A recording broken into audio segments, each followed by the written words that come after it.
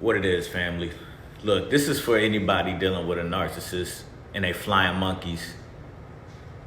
Do you know how miserable of a person you have to be to be able to lie and create an entire false reality in your own head and then force yourself to believe that false reality of a picture that you need to paint to protect your fragile ego, and then gather up other people that you've manipulated in order to destroy one person who was moving with pure intentions?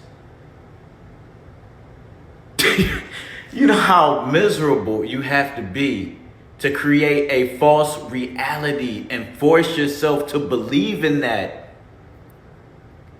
in order to destroy somebody who had nothing but love and compassion for you. What type of miserable existence is that, to where you have nothing else going on with your life that you have to create false allegations in order to destroy somebody to maintain an image that's not real, because that image that you're trying to create and present to people isn't who you are, because the choices you decided to make when you were in that relationship with that person who treated you well, who respected you, who loved you, who took care of you, who provided for you, who protected you.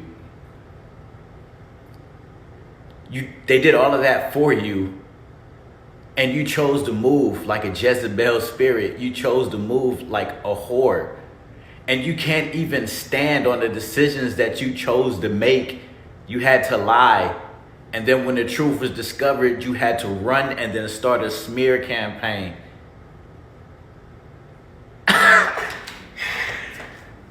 Do you know how miserable and weak of a person you have to be to do all of this in order to maintain your fragile ego? And the person, you, survivor, narc survivor, they chose you, a person who's been through trauma and pain and probably the same hurt or even worse hurt than them. And you chose to move with love. They chose to move with hate, malice, ill intent, and a Jezebel spirit, to move like a demon. Don't fear that. Don't fear what they're doing. It's gonna fail. Don't feel sorry for your narcissist.